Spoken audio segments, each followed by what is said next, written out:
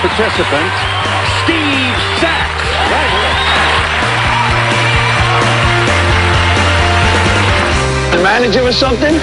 SAX. You had to make your Visa and MasterCard. Steve SAX from New York City.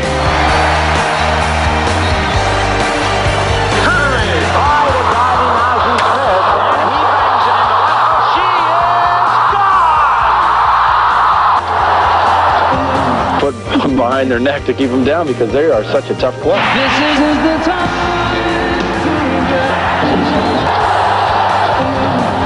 Credit to our character, really. It's just a great feeling. Proud of that man.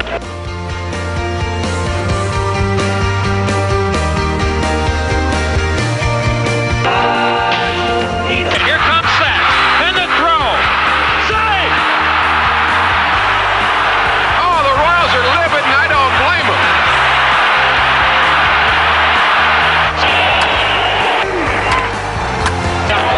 Man. And SAX will score.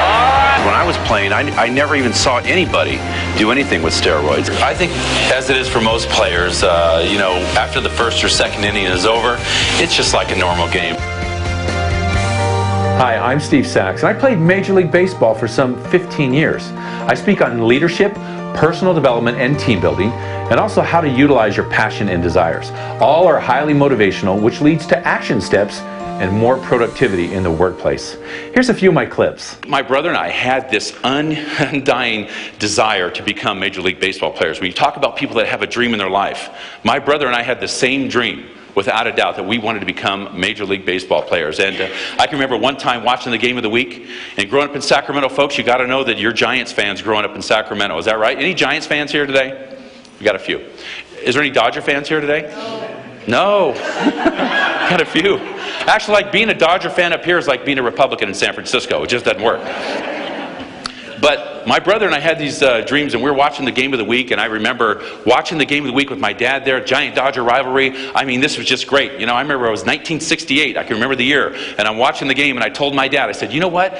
Dad, if the Dodgers ever took me on to play for them, if I ever got drafted by the Dodgers, I wouldn't play for the Dodgers for $1 million. That was Stephen SAX, circa 1968, right? And then 10 years later, when I graduated from high school and they drafted me, it took $985,000 less for me to sign with the Los Angeles Dodgers.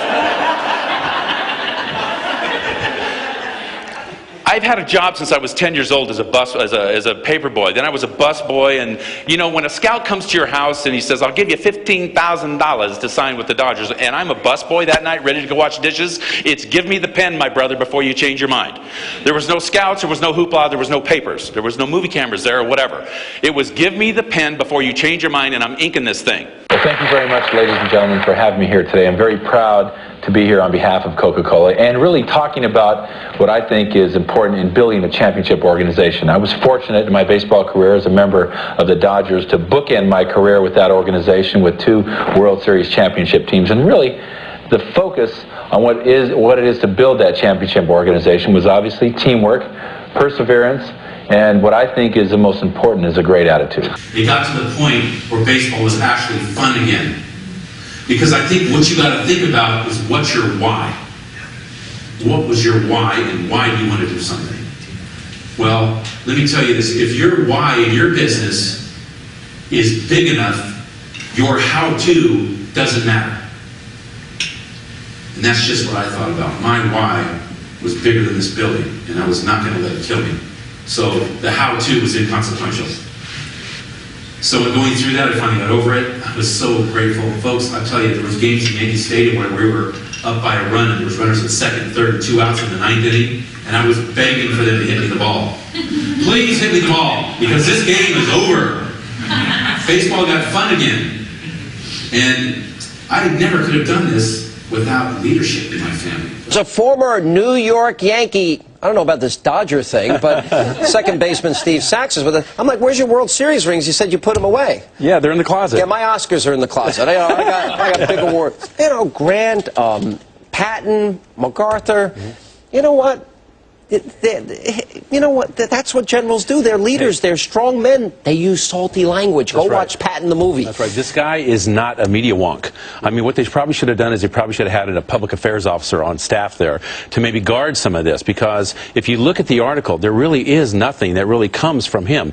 I think what he did was he pretty much took it, you know, for everybody, fell on the sword, and he probably did the right thing. And I wanted to talk about a few things that I think are very important in somebody working up to success. I mean, I was very fortunate in my career to do exactly what I wanted to do. But I think there's some common denominators that you'll take away here tonight that really supersede any line of work or any distances or time. And a few things I want to go over tonight, talking about having a big dream. I mean, I certainly did that, and I think leadership kind of go hand in hand with one another. If you look at all the leaders in the world, all the way back, I mean, you talk about one of your brethren, if you will, and Henry Ford. Here's a guy who had no education at all. Not much of one, but he had a huge dream to become a great inventor, and he certainly was.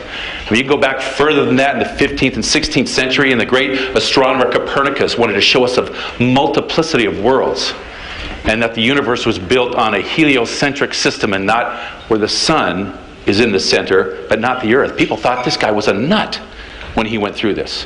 But he had a big dream and a big passion to express himself, and he certainly did. I think people need to really get into it and dream really big. Steve Sachs was fabulous tonight. Steve's speech was awesome.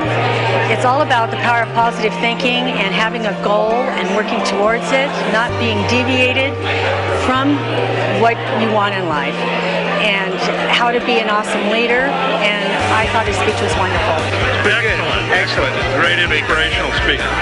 Very well educated man, and had a lot of good things to say. I thought it was great. I've been a fan of his for a long time. Definitely an inspiration. It was great. I think Steve Sachs did a great job. Great meeting. Great meeting. I want to take this opportunity to thank Steve Sachs for speaking to our group, talking about real-life situations. I think he was excellent. I really enjoyed it. It was tremendous. Hey, Steve is very motivational. He talks about things that actually happen in real life on a day-to-day basis. I would suggest anyone who's having an issue with motivation, hey, call Steve. He'll get you motivated, and it's about life, real life, and what you can do to improve yourself. So call Steve.